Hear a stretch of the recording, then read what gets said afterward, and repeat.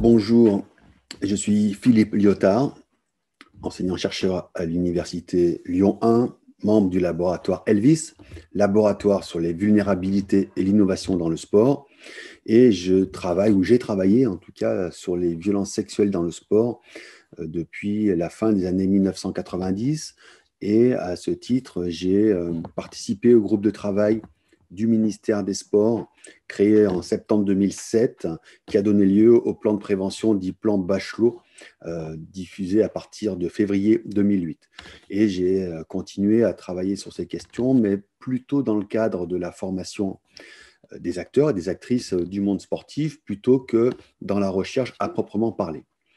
Néanmoins, mes réflexions s'inscrivent dans une réflexion, enfin dans un travail plus large qui a associé les questions d'homophobie dans le sport ou les questions de transphobie ou alors les questions de discrimination vis-à-vis des athlètes qu'on appelle les athlètes hyperandrogènes et notamment autour du cas Caster Semenya et de la manière dont la Fédération internationale d'athlétisme a produit un règlement objectivement discriminatoire pour éliminer, exclure de la pratique sportive un certain nombre de femmes en leur refusant la possibilité de concourir dans la catégorie femmes, la catégorie sportive femmes.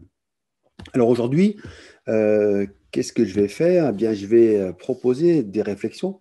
Je vais plutôt être là-dessus, sur une volonté de lancer quelques pistes, alors certaines que j'ai déjà travaillées depuis un moment, mais plutôt pour aussi que chacune et chacun d'entre vous puisse s'interroger à partir de ces pistes sur sa pratique, sur les perspectives que l'on peut mettre en place pour transformer finalement l'environnement sportif et le rendre peut-être plus respectueux des personnes et en tout cas plus protecteur ou encore plus protecteur dans les espaces où il y a déjà des actions qui vont dans le sens de la vigilance, ce que j'appelle la vigilance collective. Alors, mon intervention aujourd'hui, elle s'intitule « Corps performant, corps érotique, corps humilié ». Deux points, les violences sexuelles, sexistes et homophobes dans le sport.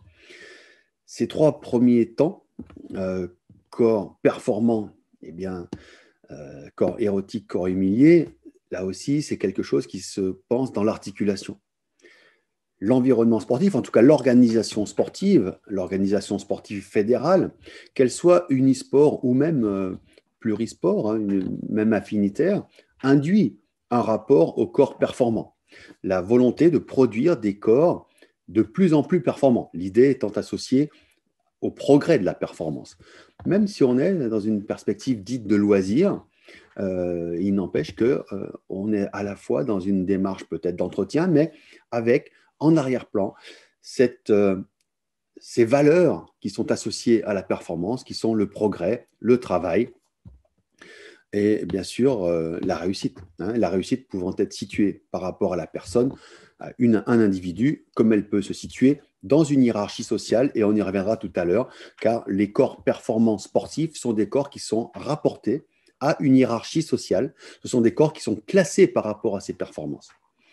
Et nous verrons que ça a un impact dès lors qu'on interroge les rapports sociaux de sexe, c'est-à-dire la façon dont les individus, en fonction de leur sexe, hommes ou femmes, alors je ne vais pas discuter les distinctions genre, sexe, etc.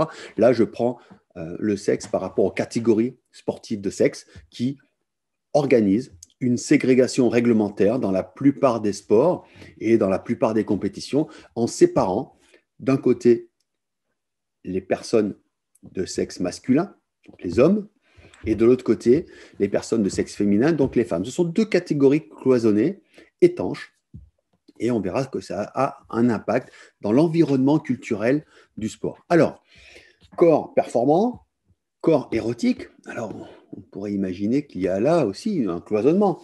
Or, le corps érotique peut émerger à tout moment, dans tous les contextes, dans la mesure où on va produire un regard qui érotise le corps. Et dans les tensions ou les réalités plutôt, qui ont à voir avec les violences sexistes ou les violences sexuelles, voire les violences homophobes, il y a quelque chose qui a à voir avec l'érotisation du corps.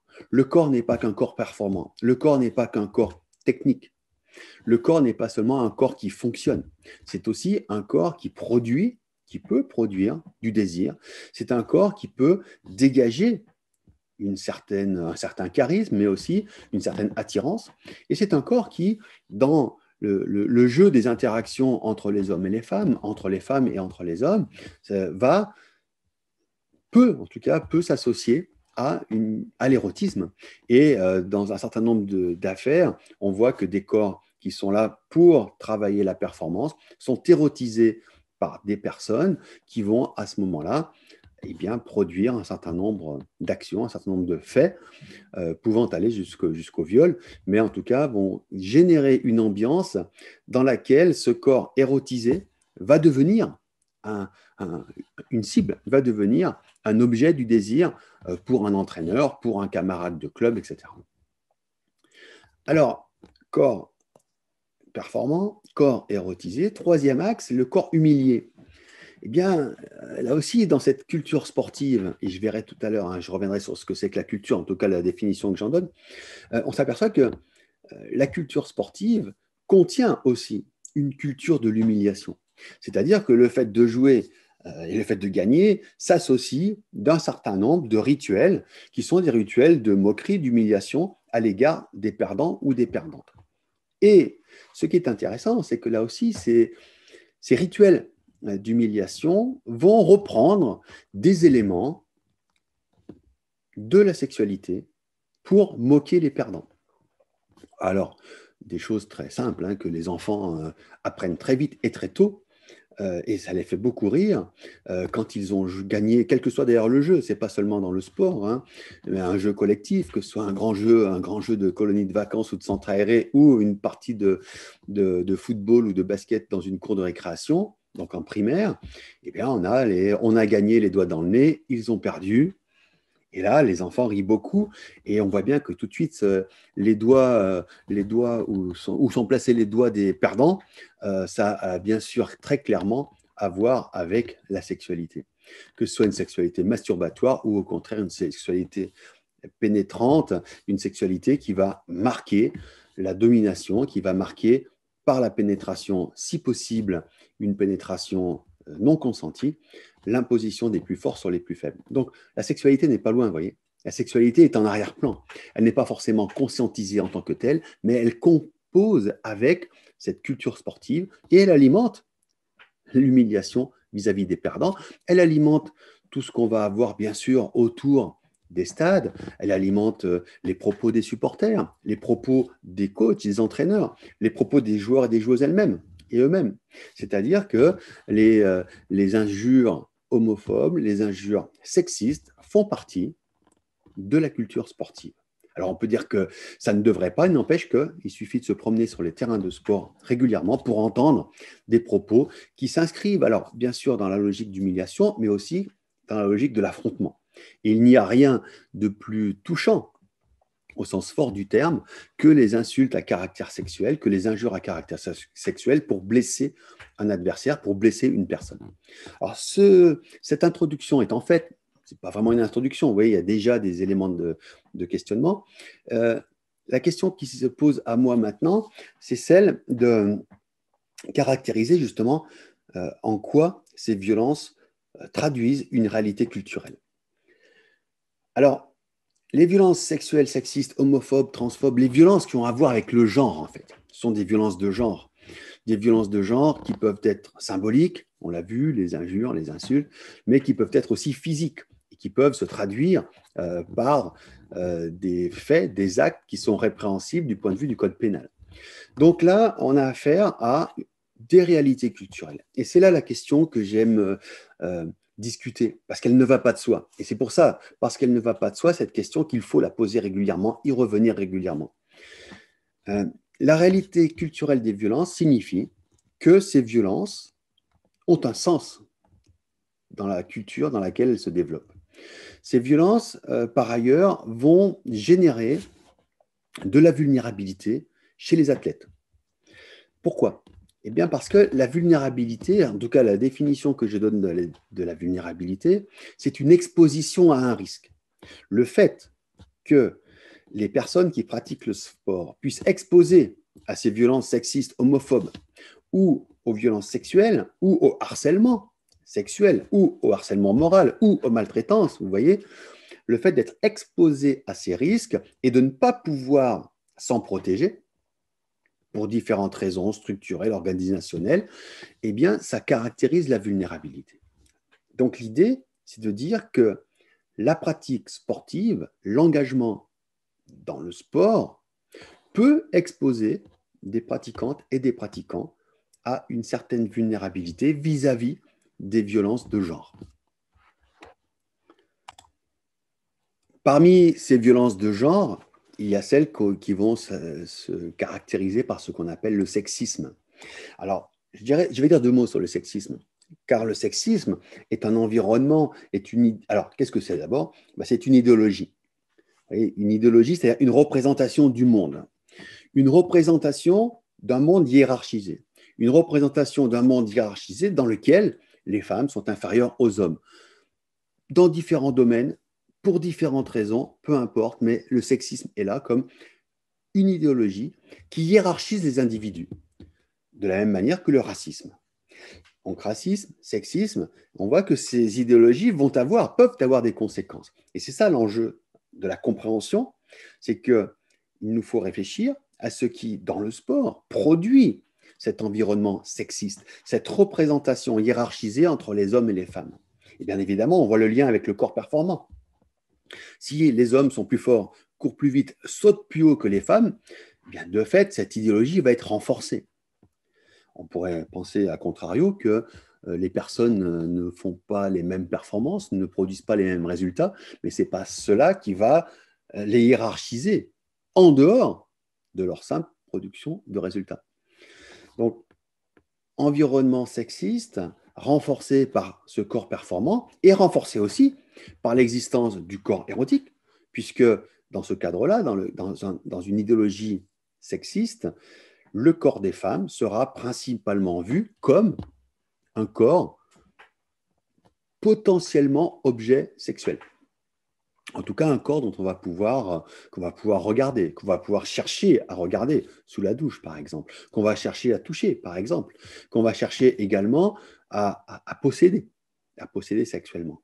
Donc, vous voyez que dans cette interaction liée, dans cet environnement sexiste, on voit bien qu'il y a des potentialités d'actes qui se comprennent par cette représentation qui n'est pas forcément claire, qui n'est pas forcément totalement consciente d'une hiérarchie entre les femmes et les hommes. En tout cas, d'une asymétrie dans la façon d'interagir au sein de l'organisation. Ceci dit, si on parle d'idéologie, on parle de culture. C'est-à-dire qu'on parle de quelque chose qui préexiste, qui est déjà là avant que les individus arrivent. Alors, ce qui est déjà là, c'est cette représentation. Elle n'est pas propre au sport. Elle n'existe pas que dans le sport. Mais la question que je pose, c'est à quelles conditions on peut intervenir précisément pour que cette culture ne se reproduise pas. Parce que si c'est culturel, c'est donc que ça préexiste aux individus. C'est le principe de la culture. La culture nous préexiste en général. Et si ça préexiste aux individus et que ça se perpétue, c'est que ça se transmet.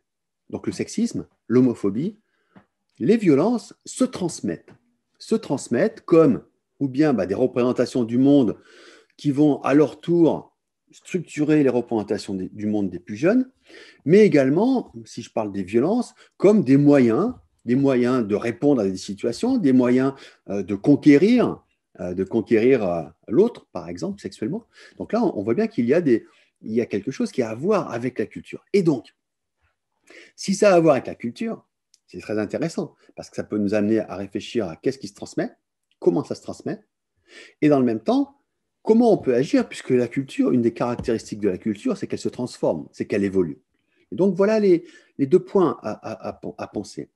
Qu'est-ce qui, dans le sport, perpétue cette idéologie sexiste, cette hétéronormativité qui fait que, en vis-à-vis, toutes les personnes qui ne sont pas dans la norme hétérosexuelle sont des personnes qui vont être à leur tour objet de moquerie ou qui vont servir à alimenter les injures, les moqueries, les humiliations de l'autre, du perdant, de l'adversaire, etc. Donc, si la culture peut se transformer, elle va se transformer par quoi? Elle va se transformer par l'éducation. Et ce sera mon dernier point, je terminerai par là. elle va se transformer par l'éducation. Et donc, l'éducation sportive, ce n'est pas une éducation vertueuse quand je pose l'éducation comme processus. L'éducation comme processus de transformation des individus. Certes, le sport possède des valeurs. En tout cas, le sport est accompagné d'un discours qui n'a de cesse d'affirmer que le sport véhicule des valeurs. D'accord.